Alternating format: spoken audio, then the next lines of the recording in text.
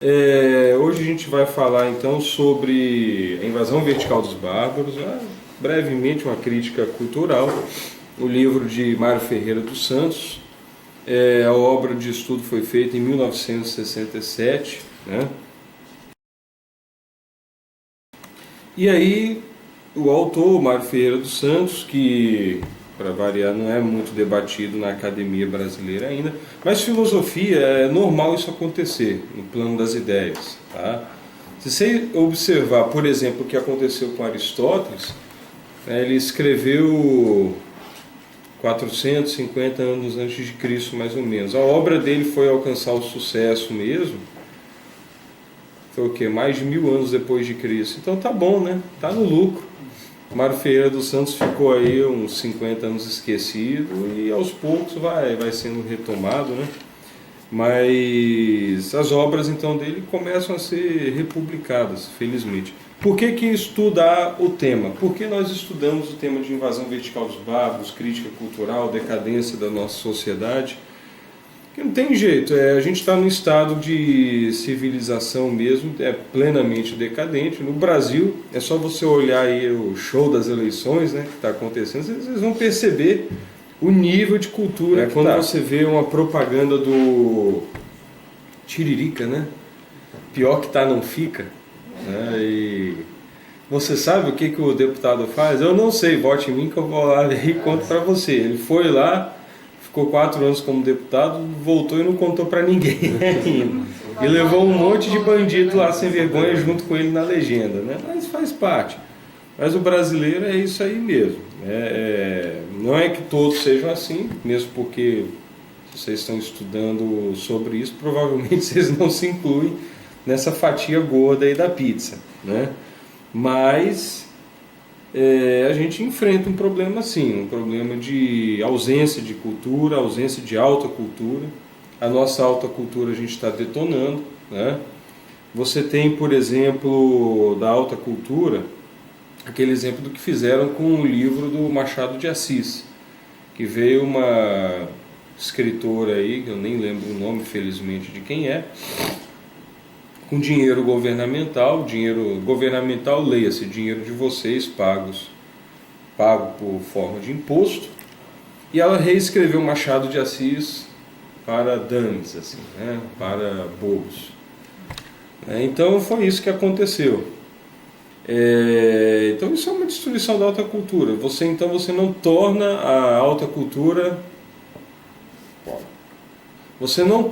alta cultura, acessível às pessoas. Você deturpa o que era a alta cultura, transforma ela no enlatado e aí você põe aquilo para as pessoas e chama de alta cultura. Você não disponibilizou a alta cultura, você fez uma sem vergonhice com a obra do Machado de Assis, coitado, né? E você vê uma censura muito boba, igual aquilo que eles fizeram com Monteiro Lobato, né? Chegou uma época que eles queriam censurar parte da obra do Monteiro Lobato porque fazia referências, segundo o policiamento lá da patrulha ideológica, fazia referências racistas. Alguém já leu O Sítio do Pica-Pau Amarelo? Quando era criança? Eu tô lendo de novo porque agora eu tenho os meus filhos de 4 e 2 anos de idade, então eu leio O Sítio do Pica-Pau Amarelo para eles, né? Só para... Eu já toquei nesse assunto aqui. Oi, senta aí, fica à vontade. O Sítio do Pica-Pau Amarelo, por exemplo, é interessante porque no Sítio do Pica-Pau Amarelo aparece praticamente toda não, mas boa parte da mitologia grega está inserida lá dentro. Então tem lá os trabalhos de Hércules, tem o Pedrinho, enfrenta o Minotauro. Então você vê que Monteiro Lobato ele vai inserindo a alta cultura no meio de histórias infantis. E o Monteiro Lobato faz umas referências muito engraçadas, né? Fala assim, tinha umas pedrinhas negras no rio, né? Então eram tão negrinhas que chamavam as pedrinhas de tia Anastáciazinhas, né? Aí eles viram nisso uma ofensa à população negra do Brasil. Tia Anastácia ficou em cima de um galho, assustada como se fosse um macaquinho. Aí eles, estão chamando os negros de macacos. Então assim, tem esse policiamento da linguagem, esse empobrecimento também de possibilidades de expressão linguística, não deixa de ser uma das facetas dessa decadência cultural, né, dessa destruição cultural que a gente vive. Então a gente estuda o tema mesmo para se vacinar, para não cair nessas mesmas armadilhas que as pessoas têm caído. Como estudar? Não tem outro jeito, alta cultura. Monteiro Lobato é alta cultura? Acho que não. Mas ele se baseou na alta cultura e fez uma obra de qualidade. A alta cultura, a gente pode simplificar falando, são os grandes clássicos gregos e latinos que fundaram nossa sociedade. Por que estudar a alta cultura? A alta cultura ela vai carregar o conteúdo existencial da humanidade. Então você lendo a alta cultura, como a gente discutiu no começo do ano, você adquire experiências de vida, né, de outras épocas que também são comuns às experiências de vida que vocês vivem. Você, por exemplo, o João Paulo leu A Mulher que Fugiu de Sodoma, do José Geraldo Vieira. José Geraldo Vieira é um clássico? Não sei se dá para chamar de um clássico porque ele morreu faz pouco tempo. Ele ainda não sobreviveu às eras, vamos dizer assim. É diferente. A Mulher que Fugiu de Sodoma é muito diferente de o Machado de Assis, que vem um pouquinho antes, e é muito diferente, por exemplo, do que o Rei Lear, e é muito diferente das Suplicantes, que é uma tragédia grega antiga. Então, assim, mas a obra você vê que ela tem profundidade.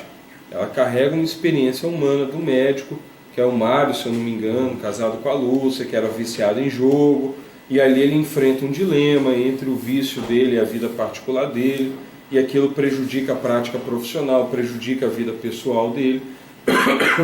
Então todo o livro gira ao redor do tema da redenção, da queda do ser humano e da busca pela redenção. E no final, cada um consegue a redenção de um jeito. Depois você vai contar a história, não sou eu que vou contar. Mas como estudar? Aprender, buscar, adquirir esse conteúdo da alta cultura. Não tem outro jeito. Não tem. Quanto tempo demora para fazer isso? A vida inteira. Você vai morrer e não vai conseguir pegar tudo ainda. Então não fiquem ansiosos. Em torno aí de algumas milhares de livros. Faz parte, vai demorar. Agora, o bom é que realmente não acaba. Tem obras e obras, e você querer esgotar a alta cultura não tem jeito, mas você imergir dentro dela é possível. O conteúdo de estudo dessa obra do Mário Ferreira dos Santos, como que nós vamos fazer a abordagem a esse conteúdo? A gente vai fazer essa breve introdução, que já começamos, e vamos falar introduzir também o tema principal do livro, e falar da invasão dos bárbaros na sensibilidade e afetividade e comprometimento da medicina e das profissões clássicas no processo de barbarização vertical. Aqui já tem uma representante dois representantes, na verdade, do direito. O direito, junto com o sacerdócio e a medicina, são as três profissões clássicas da humanidade, sendo que a medicina entrou por último. A medicina, quando ela começa, ela não era uma profissão, ela era um ofício de escravos, servos. Depois ela se tornou, na época da cristandade, ela se tornou uma profissão de fato, a partir do momento em que todo aquele corpus hipocráticos, ele foi absorvido como um norte ético. Então você tem um juramento, você tem um código ético, então você tem uma forma de se pautar defendendo valores, você se torna uma profissão. Você não visa simplesmente a venda de um produto técnico. Você visa a prestação de um serviço, junto com um código moral associado. Então ali você defende valores. E a gente observa a invasão dos bárbaros na intelectualidade. Bem, introdução. A invasão vertical dos bárbaros foi um termo inventado por Rathenau. Agora, então, quando você quer distinguir a invasão horizontal da vertical, você pode pensar dessa forma. A invasão horizontal é geográfica. A invasão vertical ela é cultural. E você tem os bárbaros extramuros, que são aqueles que vêm, por exemplo, de um outro país, e você tem os bárbaros intramuros. Então, quando Roma abraçou a civilização bárbara, ali ela arrumou o quê? Ela arrumou os bárbaros intramuros para ela também, faz parte. E você tem a barbárie na história recente. Tem um livro de Modris Ekstans, que é um historiador, chamado Sagração da Primavera. O título original, Rites of Spring, né? No inglês. Esse livro fala da Belle Époque. Belle Époque é aquela época do otimismo da civilização ocidental, pré-Primeira Guerra Mundial. Então, tecnologia, indústria, riqueza, avanço, todo mundo otimista. O ser humano, com sua racionalidade, vai conseguir se estabelecer, vai levar tudo a um nível de prosperidade nunca antes alcançado. Toda aquela história de destruição cultural, Deus morreu, para que isso? Não, a racionalidade já ocupou o lugar que antes ocupava a religião. Então aquele otimismo todo, no ápice dele, né, em que você tem aquelas ideologias secularistas, né, imanentistas, você tem a eclosão da Primeira Guerra Mundial. Então todo aquele otimismo vai para o chinelo, né? Você vê ali a barbárie tomando conta de toda a civilização ocidental, e toda aquela expectativa de racionalidade vem abaixo. Como que você poderia agir de forma consciente no meio de uma questão de decadência cultural, filosófica geral? Tá? Primeiro, como a gente já falou, apropriação da alta cultura. Então, conhecer história, filosofia, música, arte e literatura. Se você não conhece, não tem jeito, você não sabe de onde você está pisando. Tá? Vou dar uma opinião sobre literatura. Complicado. Quem que você leu? Quanto mais você lê, melhor fica a sua opinião. Mas tem que começar de algum lugar também. Então a gente começa quase do zero, porque da escola, hoje em dia, se recebe muito pouco. Análise da crítica. Hoje em dia a gente já começa treinando a criticar. A gente já olha, vamos criticar, faça uma análise crítica. Chega um ponto agora na nossa sociedade que depois que todo mundo foi ensinado na escolinha a ficar criticando os outros, que você começa a ter que aprender a criticar a crítica também. Porque se você não aprender a criticar a crítica, você não sai do lugar. Você só vai ficar nesse projeto destrutivo, que é inclusive clássico da forma intelectual da escola de Frankfurt, né? A análise crítica, mas só a destruição realmente, nem sempre ela vai levar à construção de algo bom para ficar no lugar.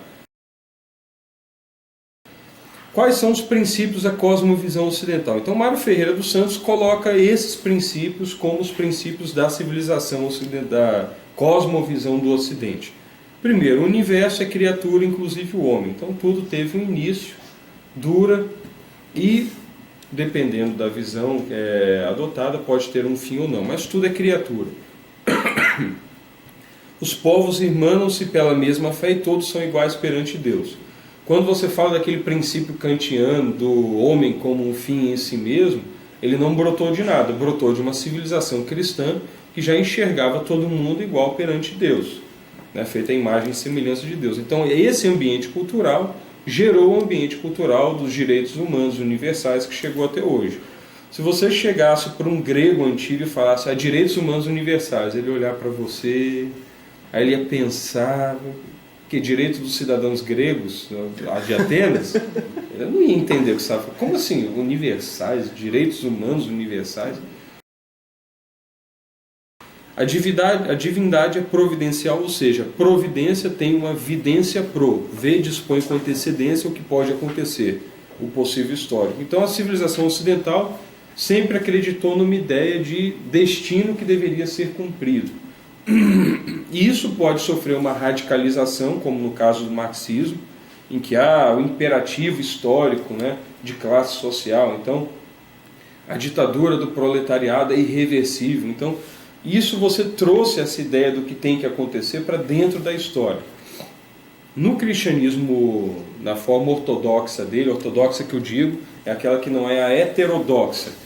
Esse porvir, ele é jogado no além, ele não é materializado na realidade imanente, ele é jogado no transcendente. Então ninguém quer concretizar o reino dos céus aqui dentro do Brasil. Na verdade, o que o cristianismo fala é que toda essa realidade vai ser aniquilada, destruída e vai ser reconstruída. Então, assim, vamos atingir o paraíso na Terra. Isso não vai funcionar.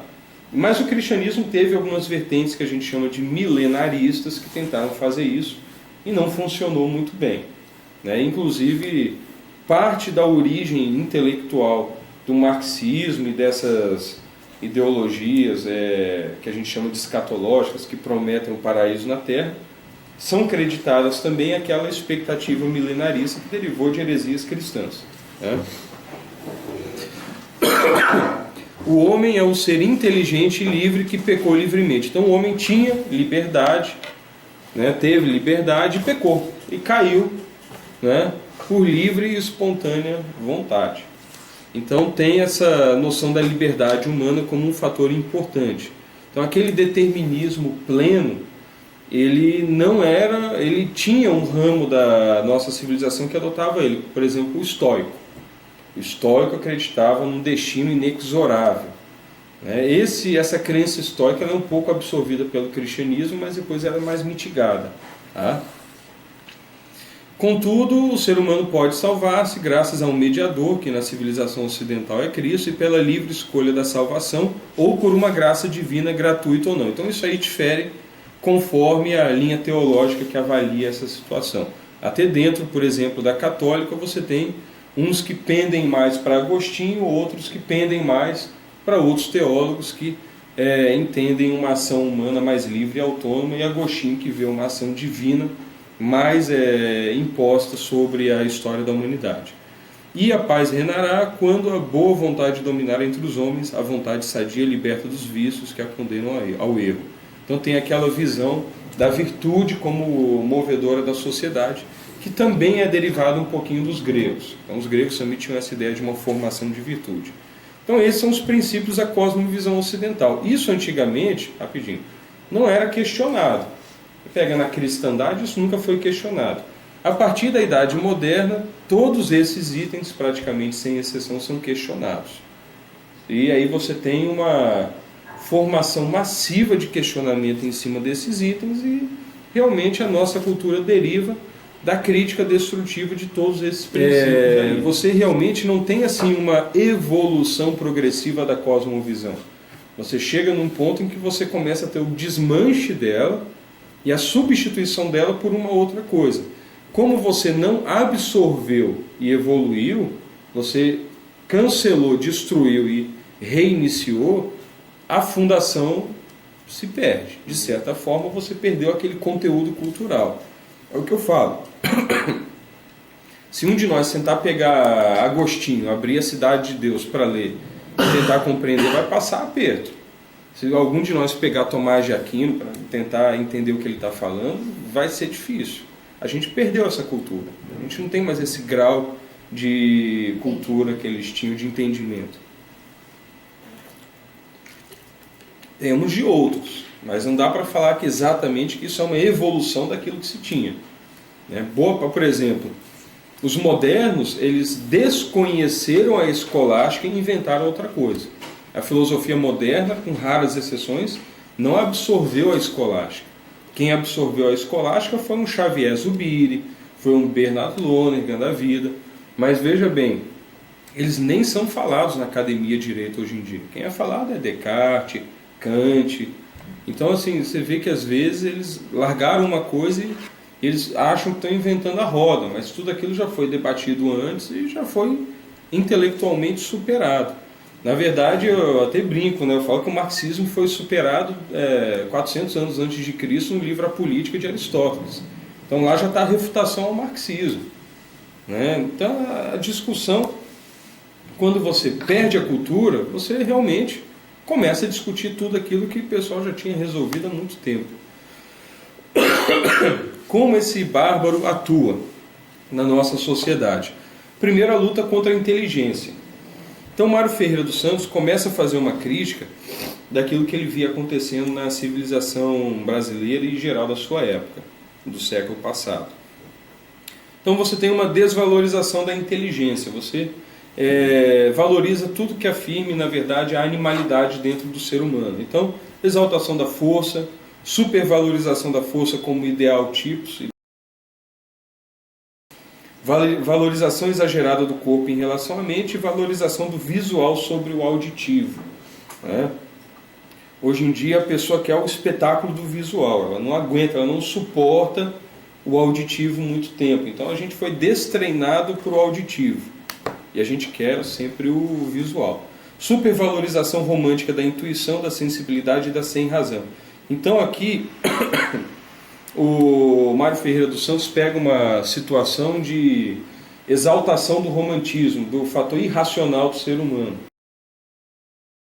Na verdade, o Mário Ferreira dos Santos também vai criticar essa separação entre sensação e razão. Não dá para separar. Você não sente e depois racionaliza. Você está fazendo tudo na mesma hora. Então, amputar uma das coisas é você empobrecer a experiência humana. Esse estudo da experiência, da estrutura da experiência humana, quem tiver interesse, pode estudar isso em Thomas Reid, né, que é um filósofo escocês, que foi o precursor da fenomenologia. Depois pode estudar Edmund Husserl e depois pode estudar Xavier Zubiri. Aí vai ter uma noção da evolução dessa ideia. E esses três filósofos, sem dúvida nenhuma, são grandes filósofos, né?